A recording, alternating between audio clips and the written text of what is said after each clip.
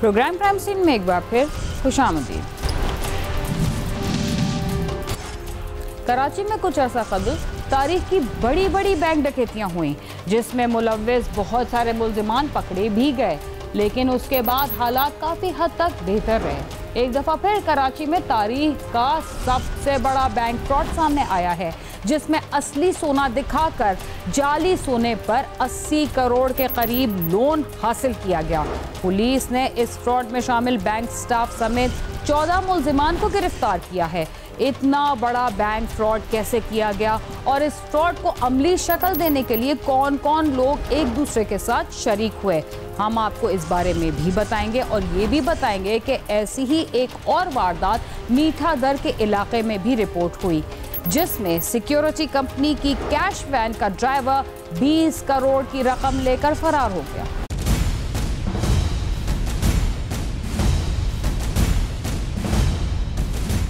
आपने कई तरह के बैंक फ्रॉड देखे और सुने होंगे, लेकिन आज हम आपको एक ऐसा बैंक फ्रॉड दिखाते हैं जिसमें खातून कस्टमर ने पहले बैंक स्टाफ को शीशे में उतारा और फिर मंसूबाबंदी से बैंक में सोना रखवाकर करोड़ों का लोन हासिल किया। 3 अगस्त को निजी बैंक के जनरल मैनेजर जुल्फिकार ने थाना इशारा फैसल में रिपोर्ट दर्ज कराई कि उनके बैंक गुलिस्तान जौहर ब्रांच में गबन हुआ है, जिस पर पुलिस ने तफ्तीश का आगाज किया तो इंकशाफ हुआ कि इस फ्रॉड में बैंक की एक खातून कस्टमर मुलव्विस हैं, जिसने बैंक के स्टाफ के साथ मिलकर लोन हासिल किया।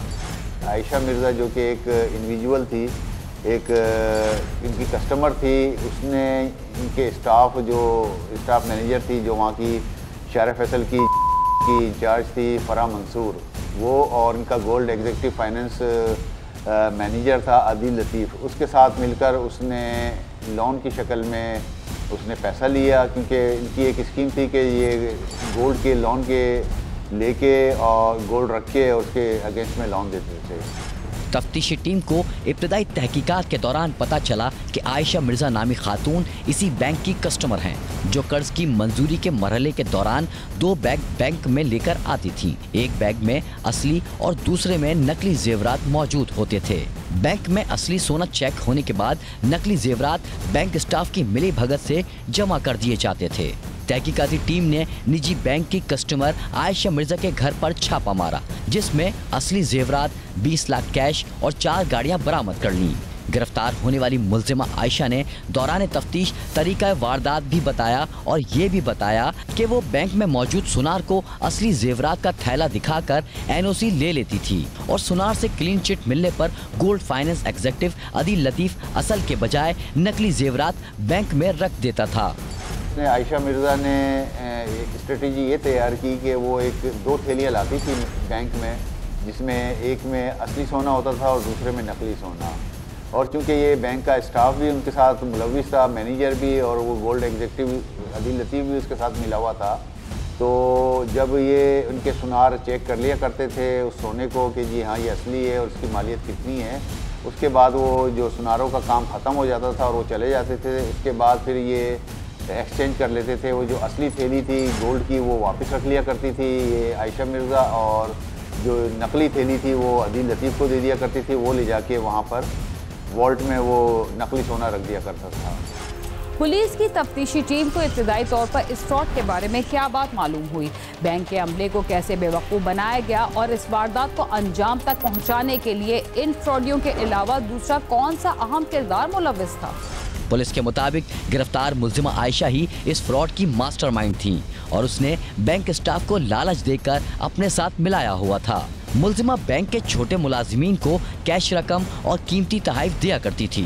तफ्तीश के दौरान 55 करोड़ का फ्रॉड सामने आया, जो मुल्जिमा ने बैंक स्टाफ के साथ मिलकर नकली जेवरात रखकर हासिल किए थे। इन्वेस्टिगेशन की, इसके घर पे छापा मारा आयशा मिर्ज़ा के घर पे, तो वो तमाम गोल्ड जो कि असली गोल्ड था 3 किलो 100 ग्राम वो रिकवर किया, 20 लाख और 30,000 रुपये और 4 गाड़ियाँ वो उन्होंने रिकवर करी वहाँ से, जो कि इसी पैसों से ख़रीदी गई थी। उसके बाद पता ये चला इन्होंने दौरान इन्वेस्टिगेशन के ये इसने जो खातून थी आयशा मिर्ज़ा ये मास्टरमाइंड थी और इसने तमाम लोगों को वहाँ जो बैंक में स्टाफ था उनको ख़रीदा हुआ था।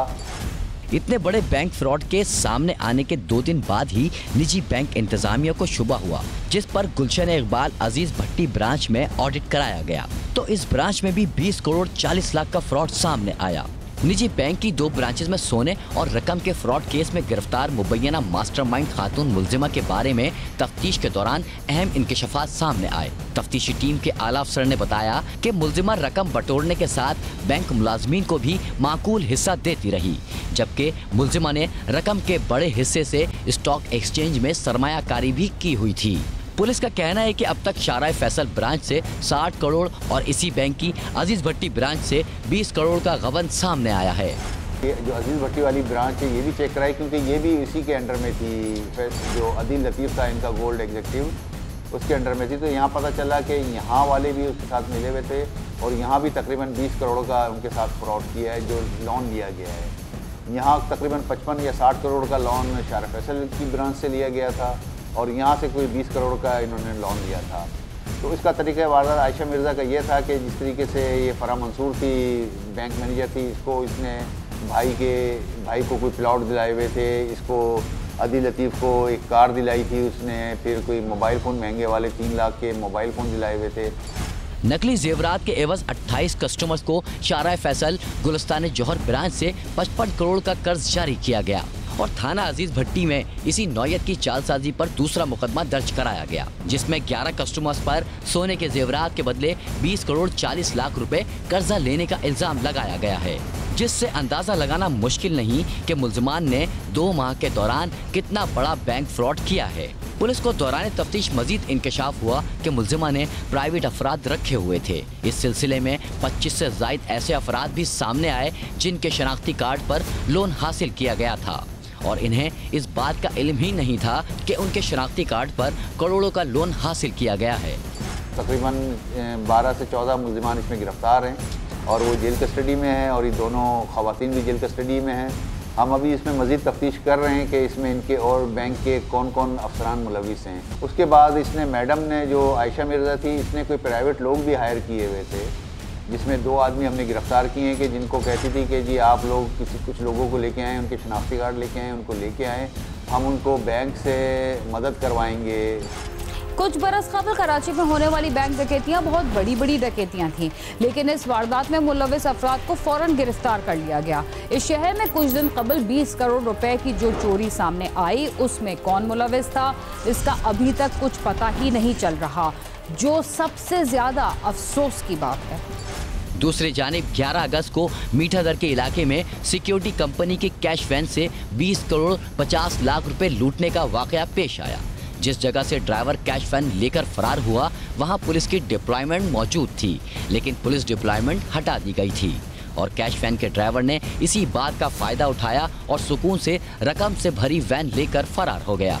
मुल्जिम हुसैन शाह को गुलिस्तान जौहर पुलिस ने चाल चलन का सर्टिफिकेट की तस्दीक 20 दिसंबर 2020 को करके दी थी। तफ्तीशी हुक्काम के मुताबिक कराची में सिक्योरिटी कंपनी की कैश वैन से 20 करोड़ 50 लाख रुपए लेकर फरार होने की वारदात में मुलविस ड्राइवर की तलाश में छापे मारे जा रहे हैं। पुलिस ने गुलिस्तान जौहर में मुल्जिम की रिहाइशगाह समेत दीगर मुकामात पर छापे मारे और मुल्जिम के वालिद समेत 5 अफराद को हिरासत में लेकर तफ्तीश शुरू कर दी गई है। पुलिस के मुताबिक मुल्जिम के मोबाइल फोन का डेटा हासिल कर लिया गया है। पुलिस जराये के मुताबिक निजी सिक्योरिटी कंपनी की कैश वैन का मफरूर ड्राइवर हुसैन शाह पहलवान गोट गुलिस्तान जौहर का रिहायशी था और वो 2 बच्चों का बाप है। शुबह है कि वारदात में महज ड्राइवर नहीं, दीगर अफराद भी मुलविस हैं। पुलिस ने सिक्योरिटी कंपनी के दीगर गार्ड्स को भी हिरासत में लेकर पूछगछ शुरू कर दी है। पुलिस ने सिक्योरिटी कंपनी के सुपरवाइजर के बयानात भी हासिल कर लिए हैं। सिक्योरिटी कंपनी की कैश वैन में मुल्जिम ड्राइवर के साथ सिर्फ 2 अफराद सवार थे। शुबह है कि मुल्जिम ने बाकायदा मंसूबा बंदी के तहत वारदात की। मुल्जिम ड्राइवर 1 साल से सिक्योरिटी कंपनी में मुलाजमत कर रहा था। पुलिस ताहाल मुल्जिम का सुराग नहीं लगा सकी। बैंकों के साथ इतने बड़े फ्रॉड करने वाले न सिर्फ आदि मुल्जिम निकले, बल्कि इनकी वजह से बहुत बड़ा नुकसान भी हुआ। कैमरामैन नईम खान के साथ खुर्रम गुलजार, समा, कराची।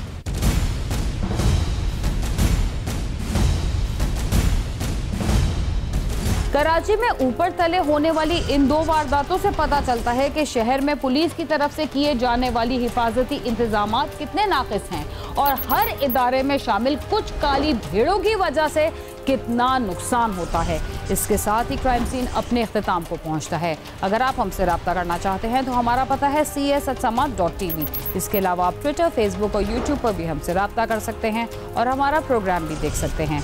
बीना खान और क्राइम सीन की टीम को इजाज़त दीजिए और देखते रहिए समा।